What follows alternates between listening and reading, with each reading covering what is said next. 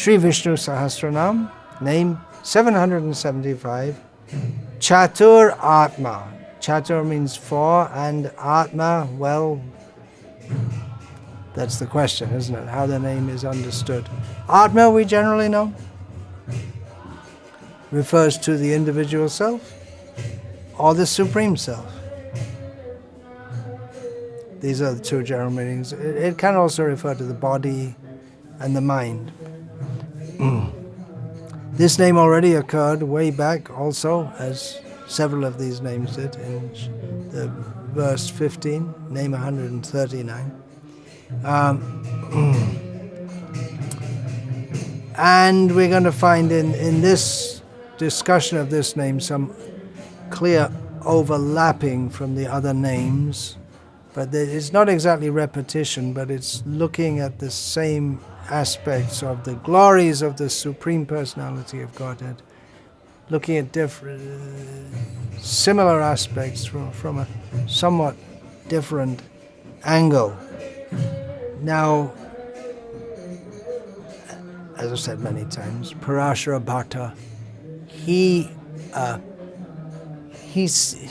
see what's going on. We have some names that occur more than once in Vishnu Sahasranama, but the different commentators, they explain them in different ways, in different places, to avoid redundancy. In other words, they say that each name, it's given the same name, sometimes the same name is given, but it has a different import each time.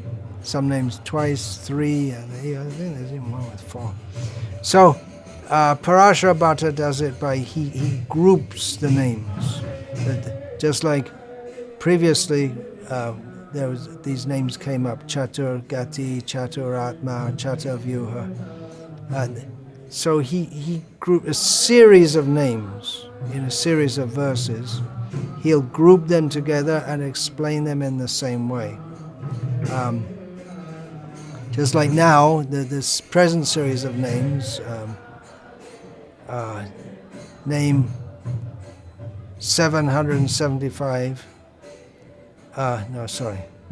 697 to 786. He's explaining in terms of the Vibhava incarnation of Lord Krishna. That means that the avatar of Krishna, Krishna as he appears in this world. And previously, he explained these specifically in relation to him.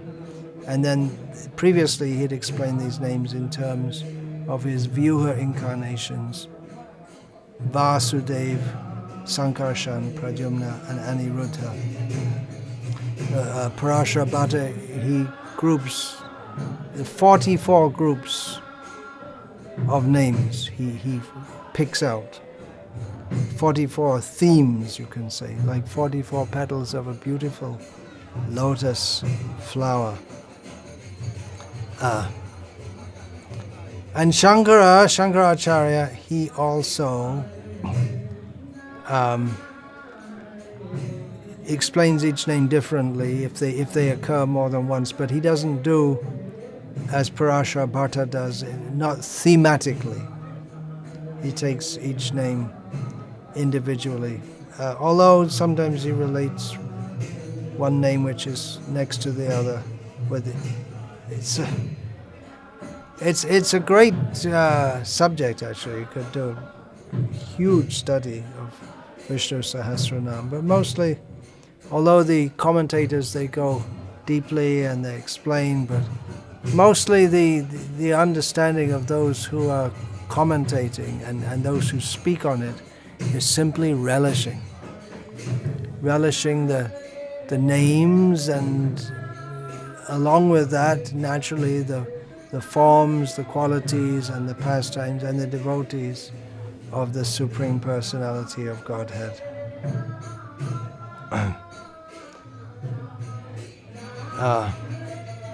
It's an accepted convention that if in a Sahasranama or whatever it may be, there may be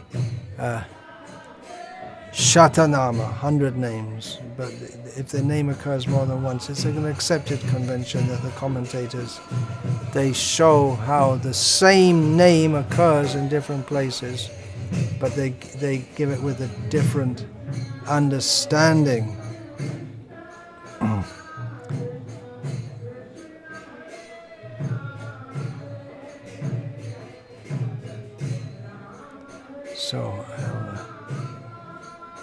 So there are four.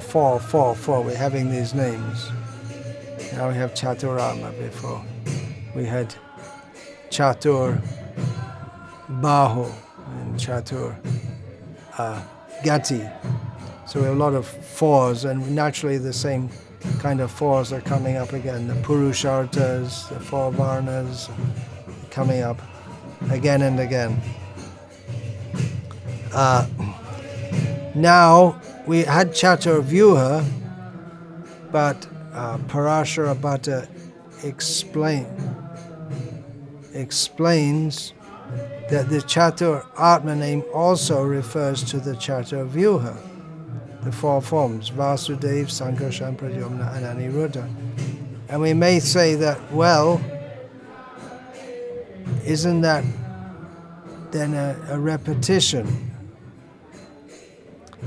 But, if I can just find the point, there's this,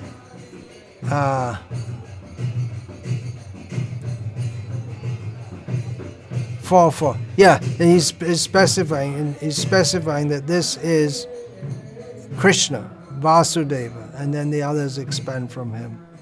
So he who has four forms specifically mean, previously explained the Chaturvyuha as being the expansions from Paravasudeva, but here he explains them as being expansions from Krishna, and in this way there's no redundancy.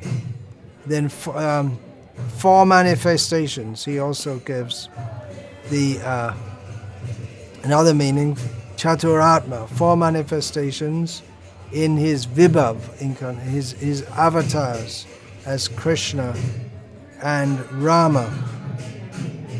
Now you may think, well, the Krishna, four again, Krishna, Balaram, that's Vasudeva, Sankarshan, Pradyumna, and Aniruddha. And Rama means, then we have Ram, Bharat, Lakshman, Shatrughna. So it must be that. But no, they say that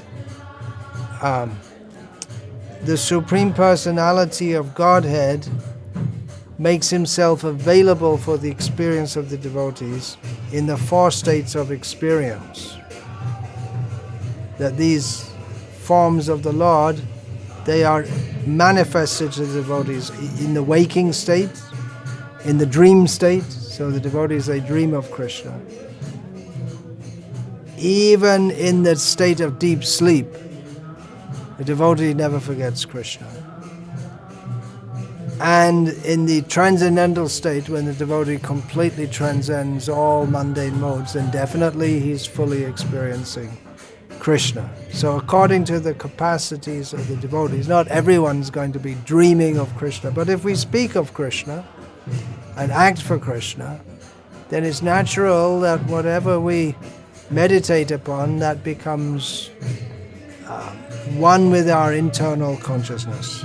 And we'll come to that a little later in this description. So he manifests himself to the devotees in four kinds of states, and it's four states of awareness.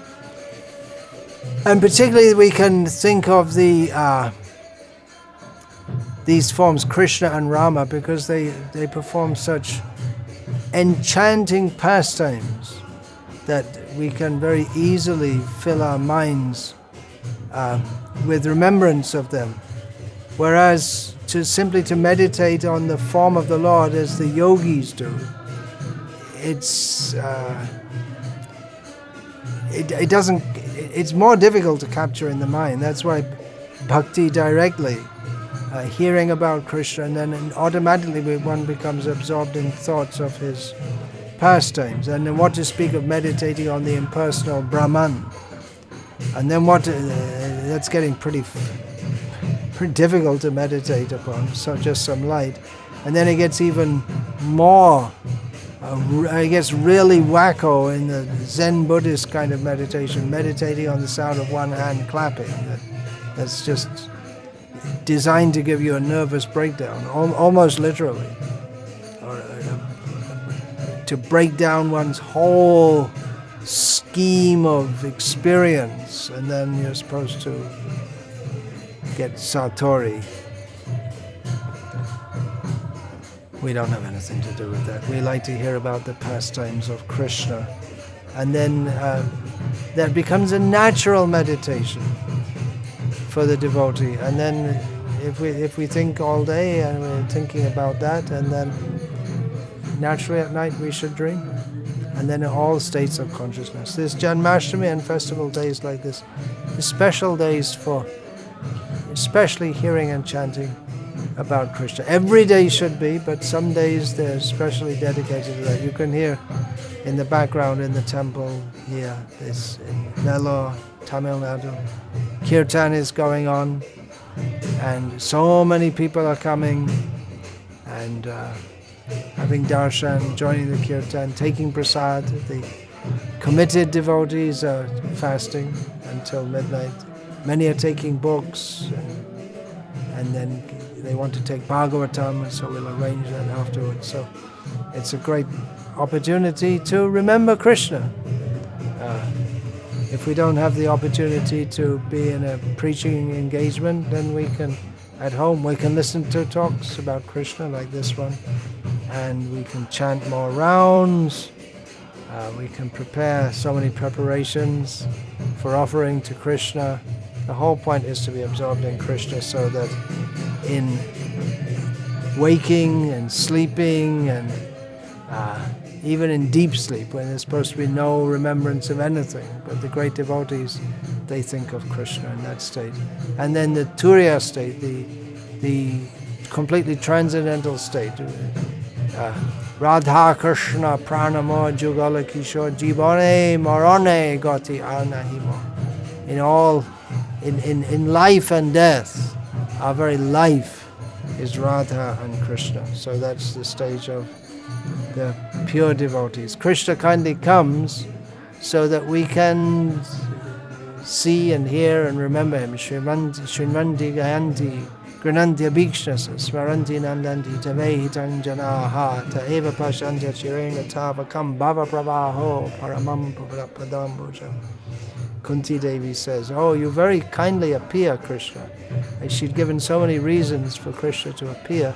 What about this one? You appear so that people in future, up to the present day, Kunti talks about us right here now, so many years later, that we can hear about Krishna, we can glorify Krishna, and we can sing about Krishna. Srinvantika, and accept that in our hearts. Grinanti cha svacheshtitam, elsewhere in Bhagavatam says we make an endeavor to accept that in our hearts the topics of Krishna. So Krishna gives that opportunity, and by doing so, naturally we remember Krishna with great happiness, and in this way we're able to see Krishna very soon,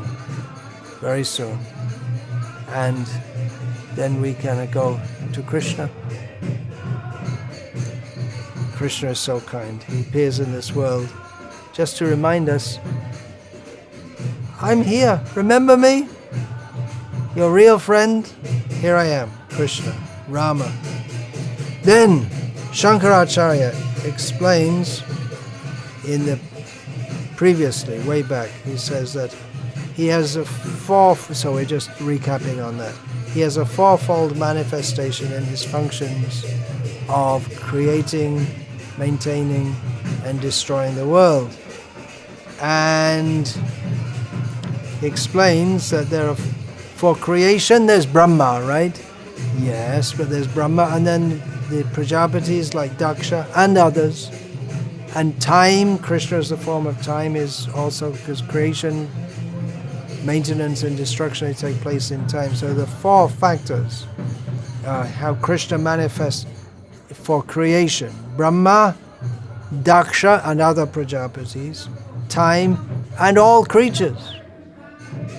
All creatures, they're created and they create in terms of giving birth to others. Then in preservation, Vishnu, Manu and others, they're in the administration department. So they're working under Vishnu to help preserve the universe. And so many demigods are there. Time is a factor again, and all creatures. They all partake in preservation. So in this way, Vishnu manifests his energy for preservation or the ongoing unfoldment of the universe. Then for the dissolution of the universe,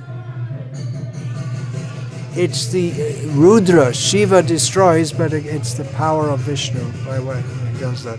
And then Yamaraj and others, he doesn't destroy the universe, but he destroys.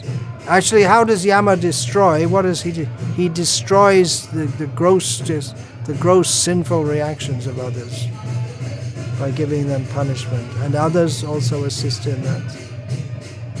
And time and all creatures. And Shankara doesn't just make this up out of the top of his head. None of these commentators do. They always quote from Shastra to substantiate their point. So Shankara, he in this instance, he quotes from Vishnu Purana to show how Vishnu manifests himself in 4 ways: in creation, in preservation, and in destruction. Then another meaning given by Shankaracharya, that he takes Chatur to mean Chaturya, which means skill, cleverness. So Chaturatma, he is very skilled in keeping his Atma, his self, distant from, detached from matter. Whereas the conditioned souls, we don't have that. Therefore, the Atma becomes, even though asango he ayang parusha, by quality, by nature, the Atma, the Jiva, has no touch with matter, but we appear to be. We feel as if we are attached to matter, but Vishnu is very expert in keeping himself free from all of that, from the attachments and aversions. He remains in his position. Etadishanam ishasya prakriti thopi tad gunai na yujyate sadatmastaihi. Even though, that is his quality of his godness is manifested. His position as being the Supreme Lord is manifested in the fact that he appears within the material nature, but he's not affected by it. He's sadatmasta. He remains always in his position as he is the Supreme Personality. Sadatmastaya yata buddhis tadashraya. And those who have taken shelter of him, his devotees, they have the same mentality because they're attached to Krishna. They don't become attached to this material world. So these names, they're very helpful also for us to gain insight into how we can advance in Krishna consciousness and attain the proper goal of life. By discussing these names, so many important points come out. Now another interpretation given by Shankara,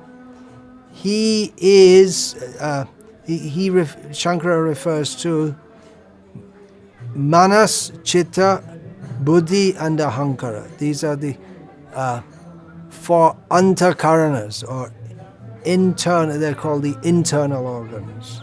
We have the organs of the body such as the heart, the liver, the kidney, the lungs, the brain, the skin. And these are the organs of the body. But they're the internal organs also. Of course, all those organs which I just mentioned, apart from the skin, they're internal, but they're inside the skin. But then even further inside are the mind, manas, buddhi, the intellect or the intelligence, and the chitta or the overall consciousness, and the ahankara and the ego.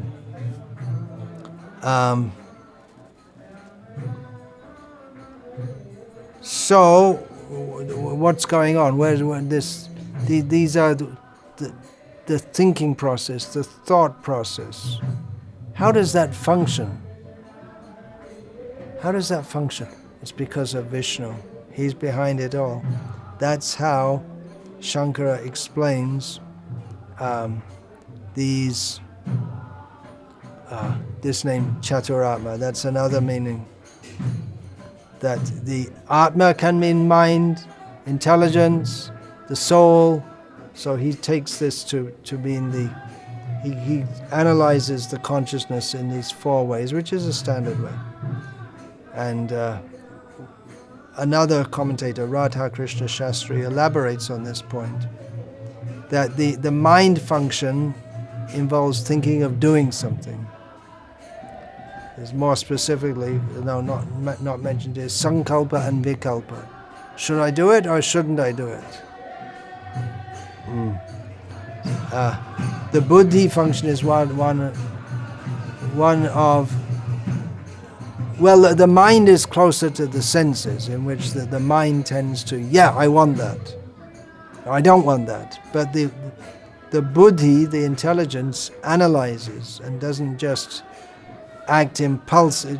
It prevents us from acting impulsively. The chitta function is one of drawing on prior experience in the executing of something, and that will come in the next explanation. Just like we don't know how can we explain how a newly born child seeks the breast of his mother, but that's due to the impetus given by the Supreme Personality of Godhead, based on the prior experiences. We've done it before. My dear mother, how many dear mothers have we had? Ask this son of Chitraketu when he was brought back to life, and when the son was brought back to life, and Chitraketu said, my son, my son. And the baby brought back to life said, what are you talking about? Who are you? I'm your father. Which father? I had so many fathers. In this way, the child gave spiritual instruction to his father. And our ahankara is, in this context, egoism is the feeling of accomplishment. After one thinks of something, thinking, feeling, willing, thinks of something, works out how to do it, and then resolves yes, and actually does it. And then, I did it. Ahankara. Prakriti kriyamanani gunai karmani sarvashaha. Ahankara. It's because of ahankara that we think, I did it. Kartahamiti manyate. He thinks I did it. He doesn't think that, I just can't do anything just by myself. The three modes are influencing me, and I'm working in the world of matter. So that sense, I am the doer, is the sense of egoism. Then, getting quite technical now, Radha Krishna Shastri, based on text from Nrsingottara Taparni Upanishad, quotes that he manifests himself in four forms. Vishnu manifests himself in four forms to support the jiva in his four states of Vishva, Taijasa, Pragya, and Turiya, which again there's overlapping. We discussed this just previously in a previous name. The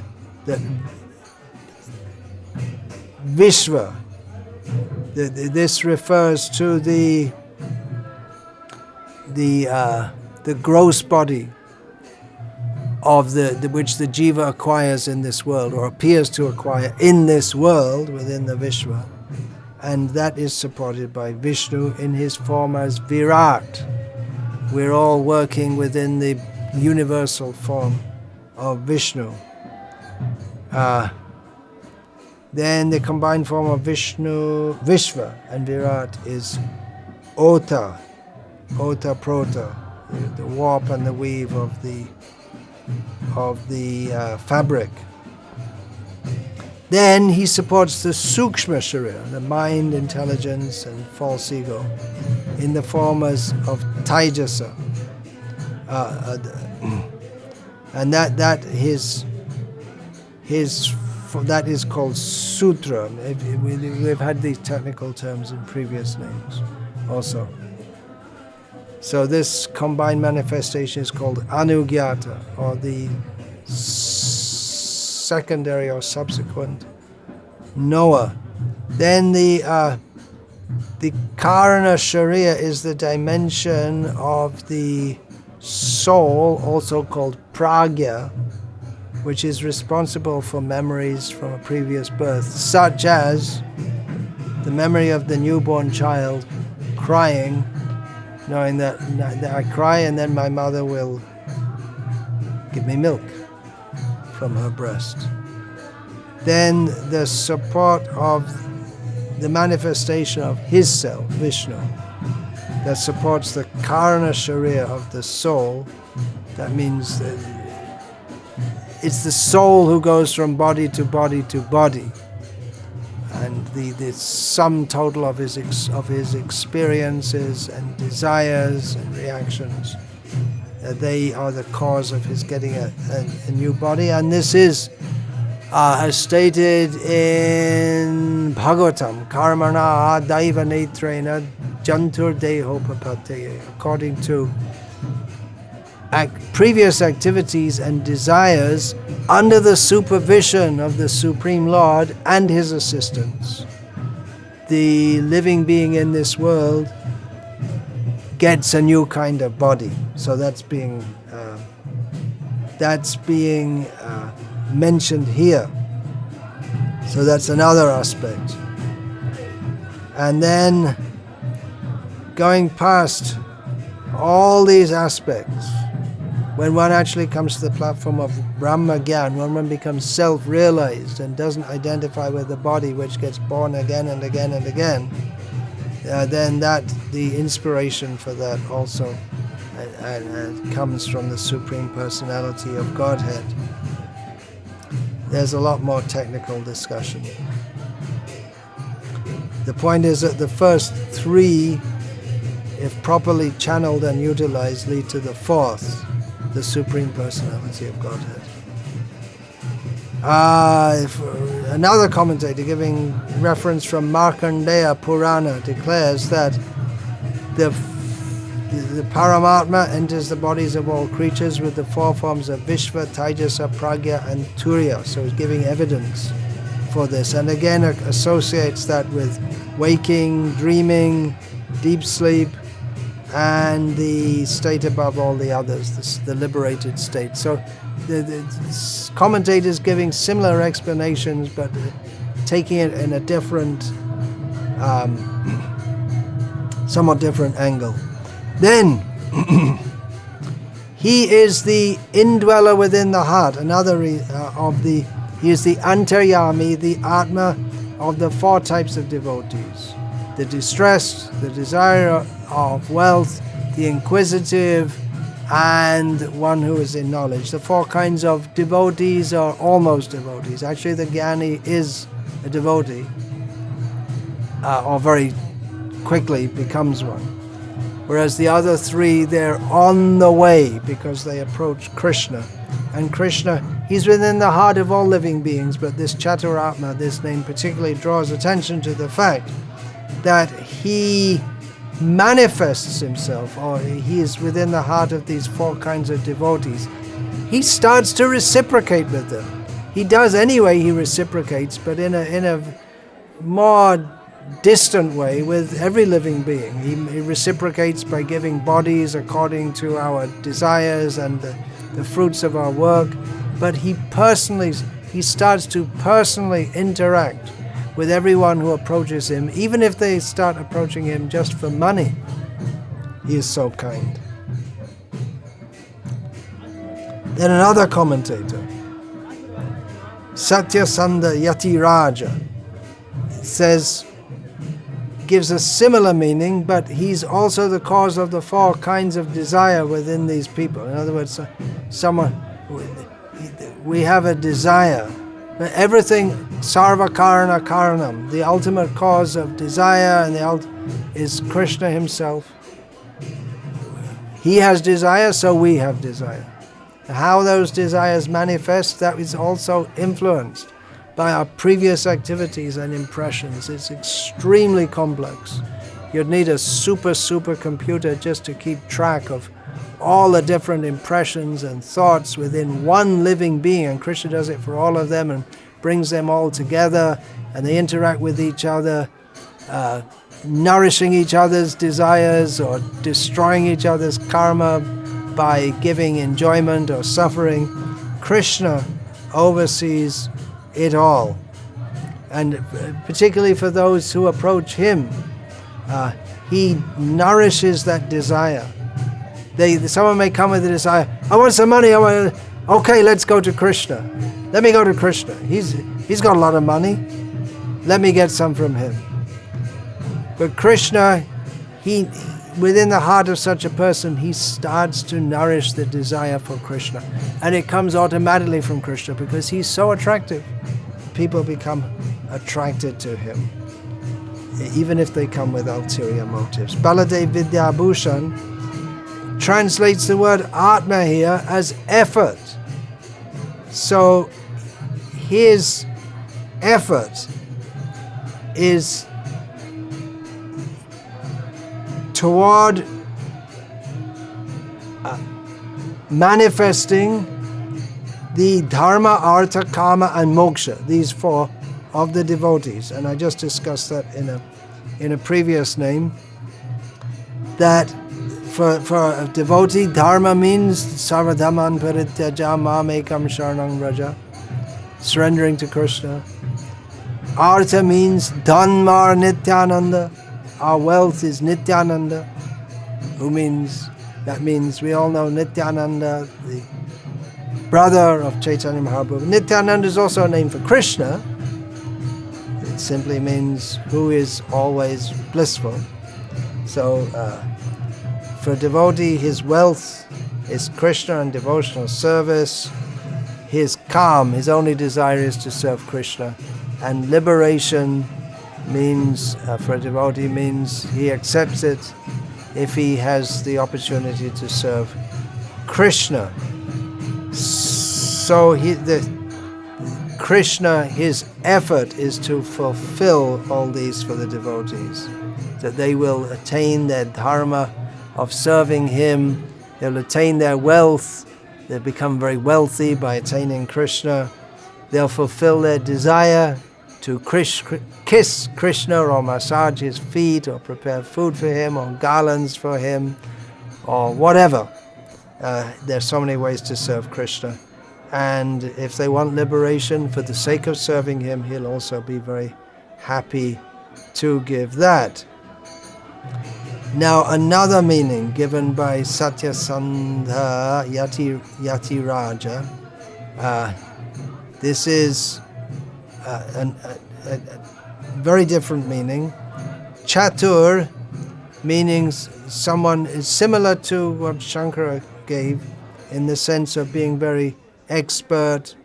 So he created the four-faced being who is just clever, suitable for the purpose of creation. He's very expert in doing that. And so, that's the meaning. He created a person who's suitable for this work of creation. The four-faced Brahma, four heads. So then, Chatur. Oh, no, it means, Chatur means here, who is Kushal. Kushal means, and it's the four-headed Brahma in this universe also. Then, four kinds of Atmas. He manifests himself as four kinds of Atmas. There's another explanation. Jiva, Antaryami, Paramatma, Jnanatma. This is from Satyasanda Yati Raj, who seems to have seen all the other previous interpretations and thinks, well, let's go further, let's find some more.